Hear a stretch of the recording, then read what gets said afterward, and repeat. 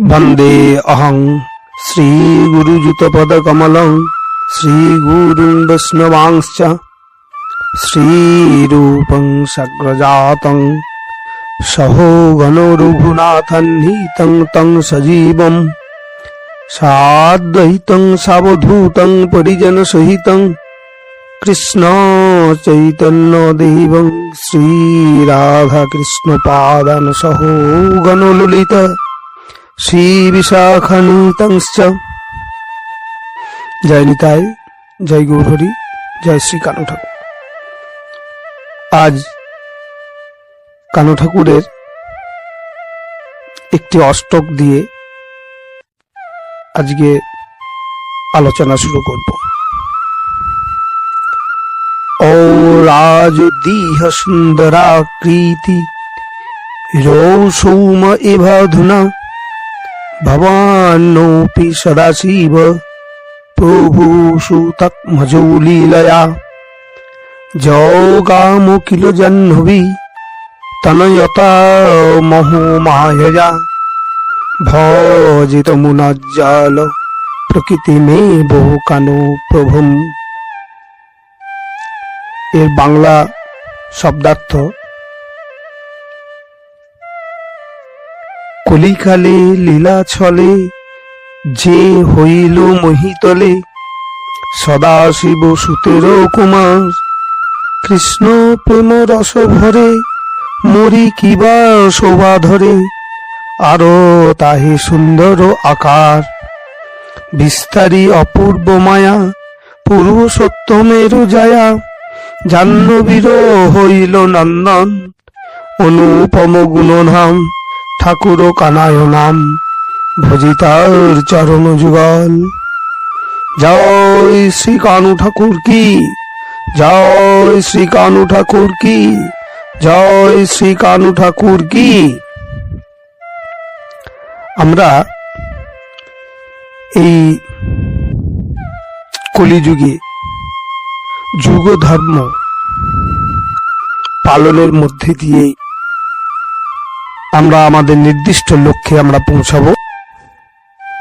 আমরা এই কলির জীব, আমরা এই সংসারে এসেছি পূর্ব জন্মার্জিত কর্মের ফলের জন্য।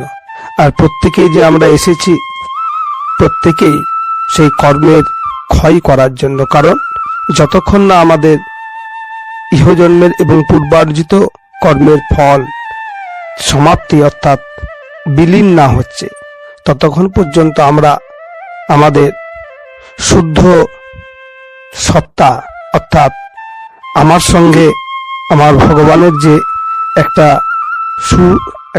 দৃঢ় সম্পর্ক, যে সম্বন্ধ বোধের জন্য আমরা অনুসন্ধান করছি, সেই সম্বন্ধ বোধের উপর ভিত্তি করে দাঁড়িয়ে আমরা সেই ভগবানের স্বরূপ সত্তার যে ঠিকানা তার খোঁজ করছি।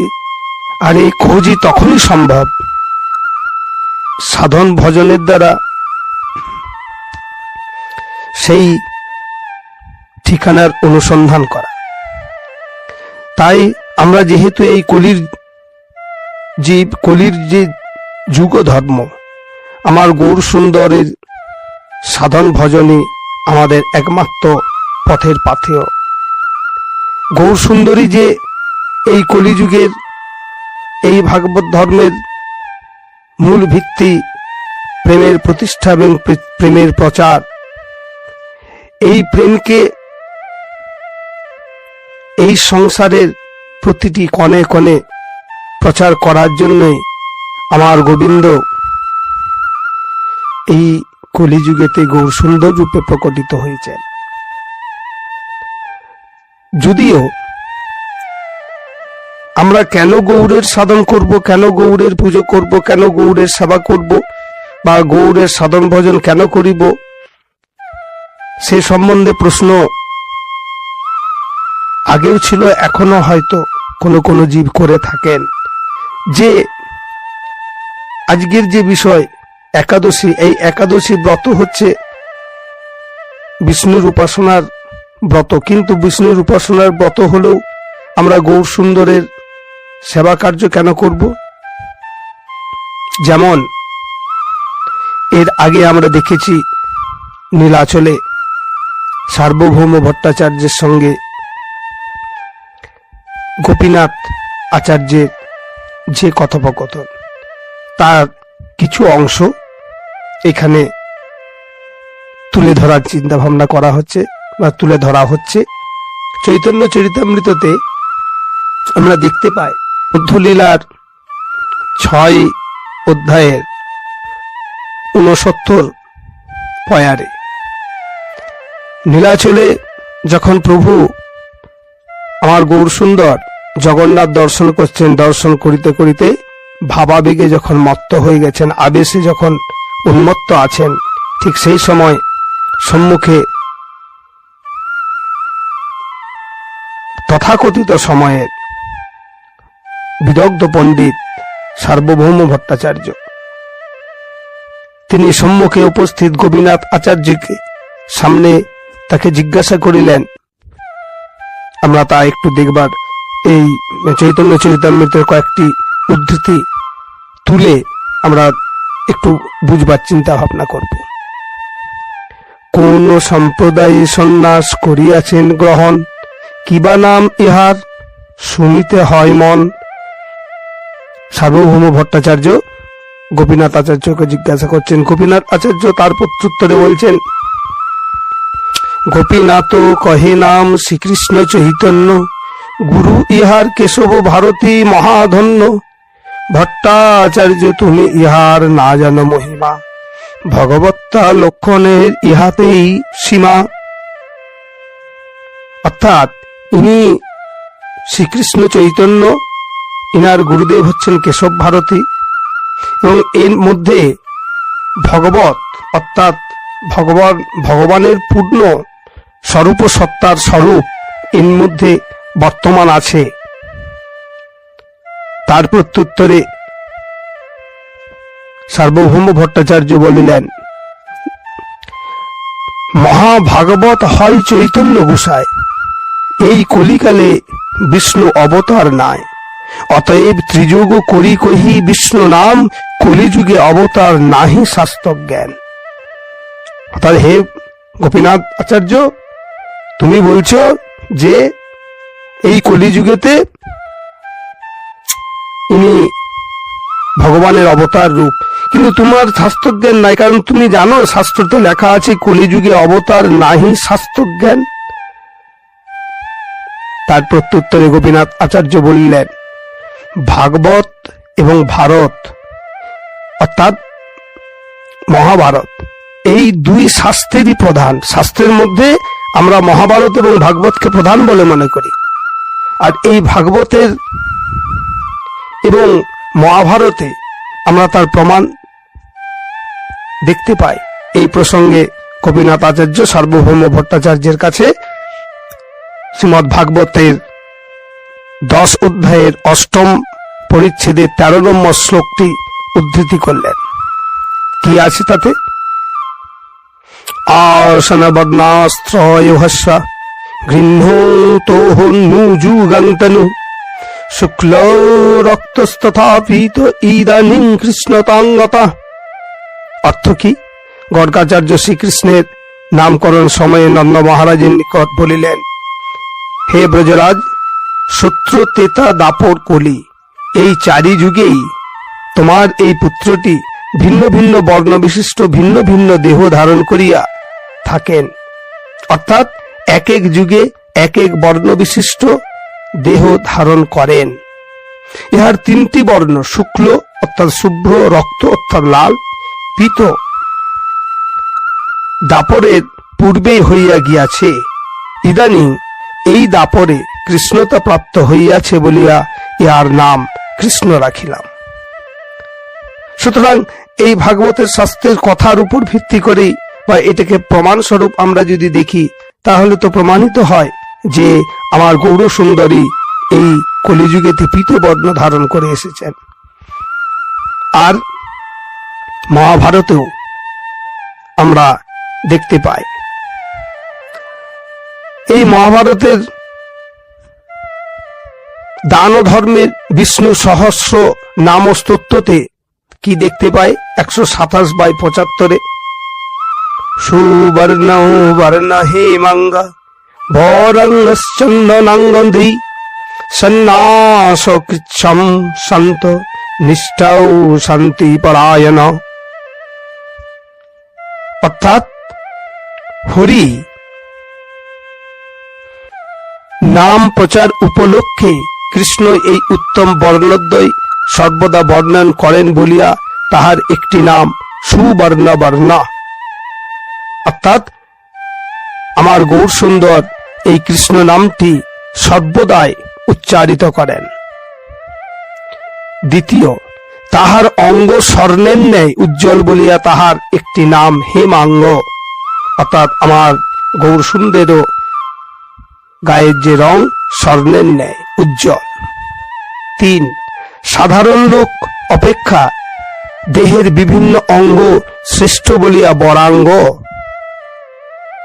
চন্দনের অঙ্গদ বাহুভূষণে ধারণ করেন বলিয়া চন্দনাঙ্গে এর এক নাম। সন্ন্যাস গ্রহণ করিয়াছেন যিনি, অর্থাৎ যিনি সন্ন্যাস অবলম্বন করিয়ায় প্রেম ভক্তির প্রচার করিয়াছেন তিনি। সম, যাহার বুদ্ধি ভগবানে নিষ্ঠা লাভ করিয়াছেন। 7, শান্ত স্থির চিত্ত, অচঞ্চল চিত্ত বলিয়া তাহার নাম শান্ত। 8, কৃষ্ণ ভক্তিতে নিষ্ঠা এবং নিবৃত্তি পরায়ণ বলিয়া তাহার নাম নিষ্ঠা শান্তি পরায়ণ। অর্থাৎ এই মহাভারতের দান ধর্মে বিষ্ণু সহস্র নাম স্তোত্রতে যে সকল লক্ষণগুলি বলা আছে সবগুলি এই কলিযুগের আমার গৌর সুন্দরের ভিতরে বর্তমান। তাই তুমি সার্বভৌম শাস্ত্র জ্ঞানে জ্ঞানী হয়ে তুমি নিজের অহংকারে মুগ্ধ হয়ে তুমি এই আমার গৌর সুন্দরের ভগবৎ সত্তাকে অস্বীকার করেছ, কারণ তুমি সাধু গুরু বৈষ্ণবের কৃপা পাও নাই। তাই তোমার এই অহং অর্থাৎ শুষ্ক জ্ঞানের বা শুষ্ক পাণ্ডিত্যের যে আবরণ এখনো পর্যন্ত উন্মুক্ত হয়নি, তাই তুমি স্বরূপ সত্তাকে অনুসন্ধান করতে পারিতেছ না।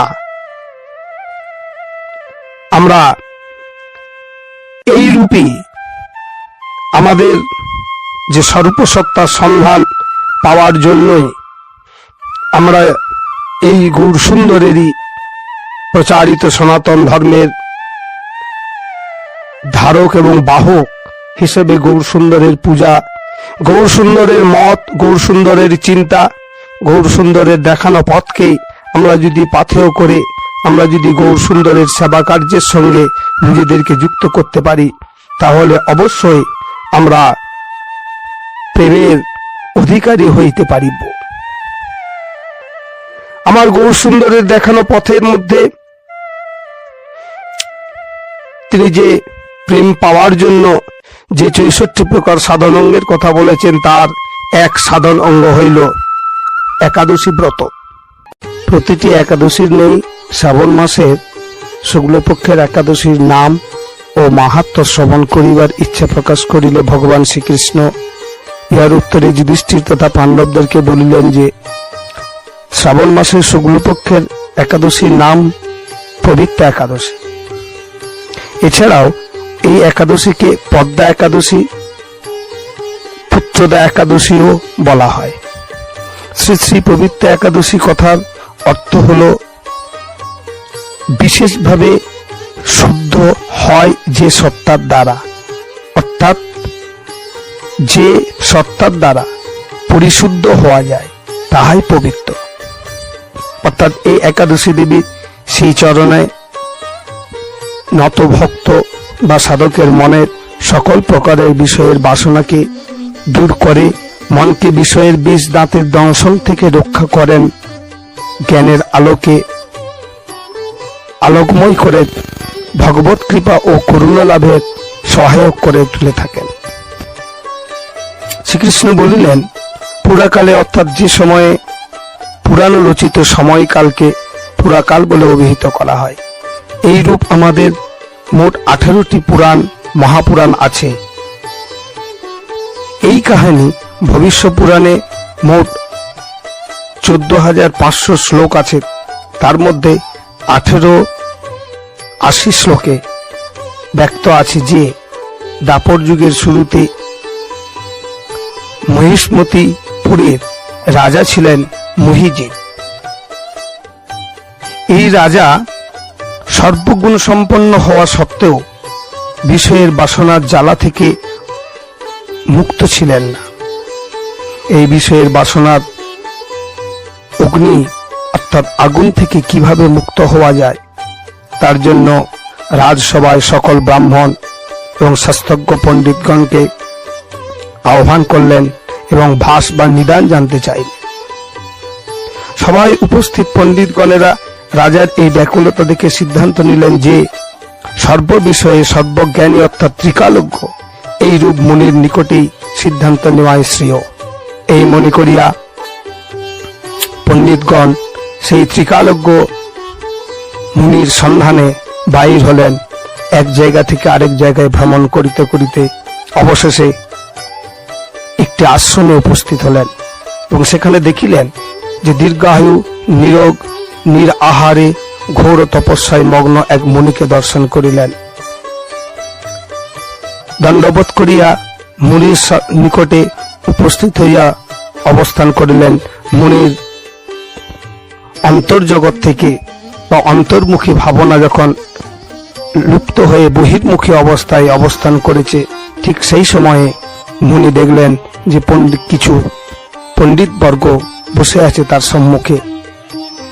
এই পণ্ডিতদেরকে সাক্ষাৎ করিবার পর মুনিবর জিজ্ঞাসা করিলেন যে কি কারণে এখানে এসেছেন, আপনাদের যাহাতে মঙ্গল হয় আমি নিশ্চয়ই তার চেষ্টা করিব।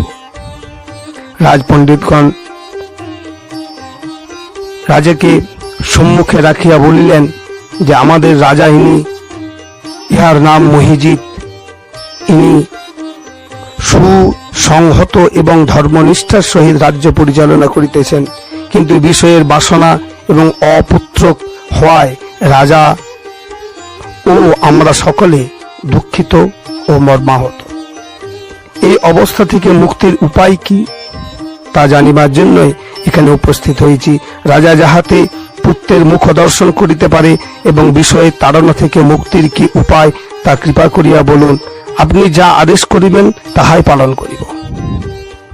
এই কথা শুনিবার পর ধ্যানমগ্ন হলেন। কিছু সময় পরে রাজার পূর্বজন্ম বলিতে লাগিলেন যে এই রাজা পূর্বজন্মে এক দরিদ্র বৈশ্য ছিলেন। একবার তিনি একটি অন্যায় কার্য করিয়া ফেলেন। ব্যবসা সূত্রে এক গ্রাম হইতে অন্য গ্রামে যাইতেছিলেন। সেই সময় ছিল জ্যৈষ্ঠী মাস, শুক্লপক্ষের দশমীর দিন। অত্যন্ত তৃষ্ণার্ত হয়ে পড়েন এবং জলের সন্ধানে গ্রামের প্রান্তে এক জলাশয় দেখতে পেয়ে সেখানে জলপান করিতে যান। উক্ত সময়ে গোবৎস সহ সেখানে জলপান করিতে আসিয়াছিলেন এক গাভী। তাহাদেরকে তাড়িয়ে নিজে জলপান করেন এবং বাছুর সহ অর্থাৎ গোবৎস সহ গো মাতাকে জলদান করিতে বিরত করেন। অর্থাৎ জলদান দূরের কথা, গাভীদের তৃষ্ণা থেকে নিবারণ করার জন্য যে পাপ, সেই পাপের ভোগ অর্থাৎ পাপকর্মের দোষে রাজা এই জন্মে পুত্র সুখ ও বিষয়ের সুখ থেকে বঞ্চিত আছে। হে মুনিবর, এখন শাস্ত্রে আছে যে পুণ্যের দ্বারা পাপক্ষয় হয়, তাই এমন একটি পুণ্যব্রতের উপদেশ দেন যা পালনে উক্ত পাপ থেকে মুক্ত হতে পারেন আমাদের রাজা। এই বলিয়া মিনতি করিলেন রাজপণ্ডিতগণ। তখন মুনি বলিলেন যে শ্রাবণ মাসের শুক্লপক্ষের পবিত্রা রোপণী একাদশী ব্রত অভীষ্ট ফল প্রদান করে। আপনারা যথাবিধি তা সকলে পালন করুন। লোমশ মুনির উক্ত উপদেশ সকলে শ্রবণ করিয়া যে যার নিজ নিজ গৃহে প্রত্যাবর্তন করিলেন এবং রাজা সকল প্রজাবর্গ মিলিয়া একাদশী ব্রত পালন করিলেন এবং প্রত্যেকেরই মনের বাসনা ছিল রাজা যাহাতে পুত্র সন্তান লাভ করে এবং রাজার বিষয় জ্বালা থেকে যেন দূরীভূত হয়। তাই সকলেই এই ব্রতের পুণ্যের প্রভাবে রাজার প্রত্যেকেরই ব্রতের পুণ্যের ভাগ পাওয়ার ফলেই রাজাও খুবই শীঘ্রই তার পুত্র সন্তান লাভ হইল এবং এই বিষয় বাসনার যন্ত্রণা থেকেও মুক্ত পাইলেন এবং দিব্য ধামও প্রাপ্তি হলেন। পরিশেষে ভগবান শ্রীকৃষ্ণ পাণ্ডবদেরকে বলিলেন, এই পবিত্র একাদশীর কথা যারা শ্রবণ করে, এই পবিত্র একাদশী যারা পালন করে, উভয়েই ভগবত প্রাপ্তি লাভ করে, বিষ্ণু লোকে গমন করেন এবং শ্রীহরির কৃপা মিলে।